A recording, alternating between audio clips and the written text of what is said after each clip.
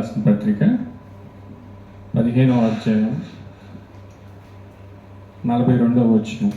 మృతుల పునరుద్ధానమును అలాగే శరీరము క్షయమైనదిగా విత్తపడి అక్షయమైనదిగా లేపబడును, ఘనహీనమైనదిగా విత్తపడి మహిమ గలదిగా లేపబడును, బలహీనమైనదిగా విత్తపడి బలమైనదిగా లేపబడును, ప్రకృతి సంబంధమైన శరీరముగా విత్తబడి ఆత్మ సంబంధ శరీరముగా లేపబడును. దేవునికి స్తోత్రం అండి. హల్లెలూయా. ఈరోజు మరి నేను ఇక్కడికి రావడం నాకు ఎంతో సంతోషం, ఎంతో ఆత్మీయులు. మరి దినేష్ అయ్య గారు నాకు ఒక 3 సంవత్సరాల క్రితం పరిచయం. ఆ 3 సంవత్సరాల క్రితం ఒకసారి ఇక్కడికి వచ్చాను. అప్పుడు అమ్మగారు ఉన్నారు, హెలెన్ అమ్మగారు. చాలా ఆత్మీయంగా, మరి ఒక సొంత బిడ్డలాగా నన్ను ప్రేమించి నాకెంతో కొన్ని విషయాలు, ఆత్మీయ సంబంధమైన విషయాలు తెలియజేశారు. మరి గొప్ప దైవజనురాలు దినేష్ అయ్య గారు కూడా మరి ఎంతో ఆత్మీయులు. ఆయన నిజంగా ఇందాక నేను మాట విన్నాను, ఆయన ఈ సంఘం విడిచిపెట్టి బయటికి వెళ్ళరు. నిజంగా ఈ సంఘం అంటే మరి ఆయనకి చాలా ఇష్టం. ఆయన కనుక బయటికి వెళ్తే మిగతా దైవజనులు చాలా పోటీ అయిపోతారు. అంత గొప్ప దైవజనులు. మరి ఎంతో సబ్జెక్ట్ ఉంది, కానీ మీ సంఘం అంటే ఆయనకి చాలా ఇష్టం. మీ సంఘాన్ని చాలా ప్రేమించి బయటికి చాలామంది పిలుస్తున్నా కానీ ఆయన ఇక్కడి వరకే పరిమితంగా ఉండిపోయారు. మరి ఆయన మీరు ప్రేమించాలి. దేవుని స్తోత్రం. ప్రేమిస్తామన్నా చేతులెత్తండి అమ్మా. దేవుని స్తోత్రం. మీకు 2 విషయాలు నేను జ్ఞాపకం చేయాలనుకుంటున్నా, ఒక 2 ప్రశ్నలు వేయాలనుకుంటున్నా.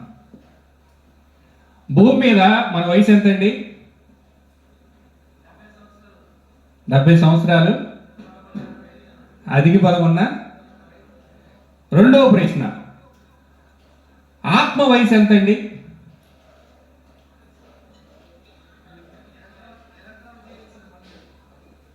ఆత్మ ఫస్ట్ నిరంతరం, ఇన్ఫినిటీ.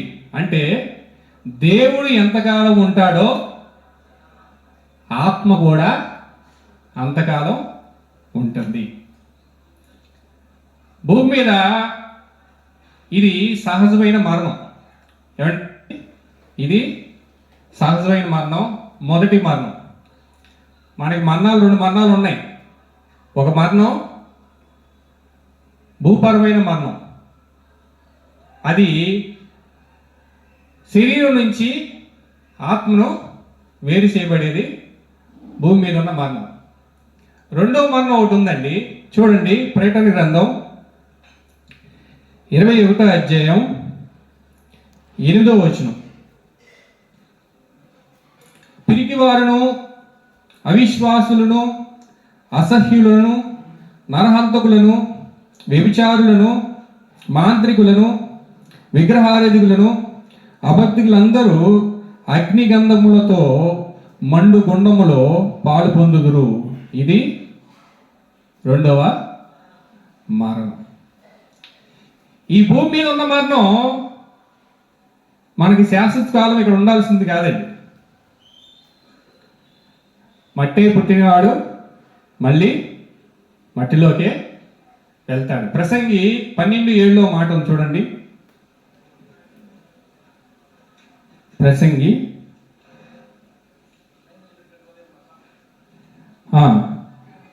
మన్నైనది వెనకటి వెళ్ళను, మరలా భూమికి చేరును, ఆత్మ దాన్ని దయచేసిన దేవుని యొద్దకు మరలా పోవు.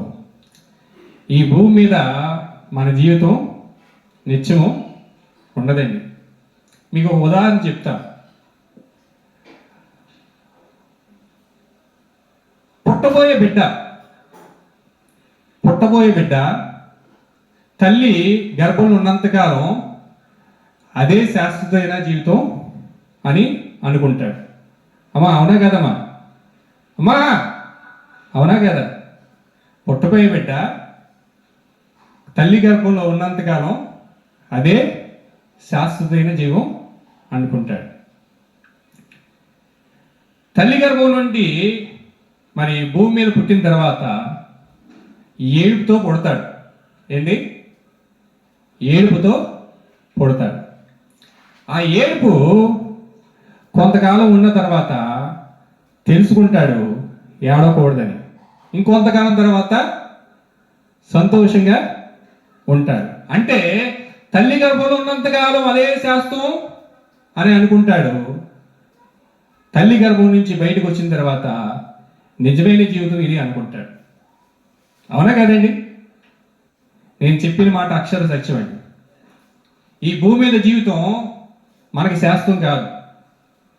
అసలైన జీవితం, ఇన్ఫినిటీ, అనంతకాలం ఉండే జీవితం, శాశ్వత కాలం ఉండే జీవితం, ఆత్మ సంబంధమైన జీవితం, దేవుడితో జీవితం.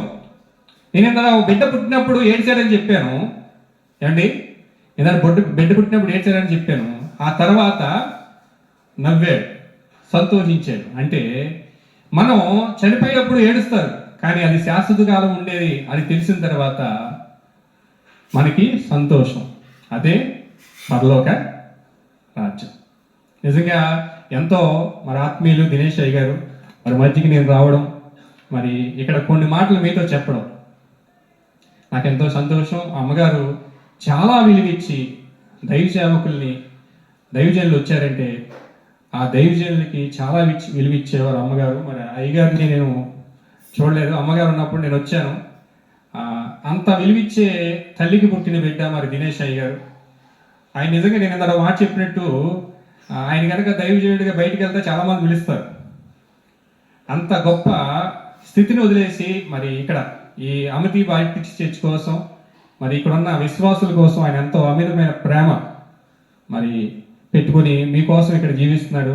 నిజంగా గ్రేట్ఫుల్, హ్యాట్సప్ మరి దినేష్ అయ్య గారికి. అలాగా అమ్మగారు మనల్ని విడిచిల్లిన శాశ్వతమైన జీవంలోకి అమ్మగారు అయ్య గారు వెళ్ళారు. ఆ శాశ్వతమైన జీవితంలోకి మనం వెళ్ళాల్సిన వాళ్ళం. 3 నెలల ముచ్చటరా మన బ్రతుకు, 3 రోజులలోనే ముగిసిపోతుంది. 3 నెలల ముచ్చటరా మన బ్రతుకు, 3 రోజులలోనే ముగిసిపోతుంది. రేపనమాక మరో రోజనమాక, రేపనమాక మరో రోజనమాక, ఈ క్షణాన్నే యేసు చెంత చేరాలయ్యా, ఈ క్షణాన్నే యేసు చెంత చేరాలమ్మా.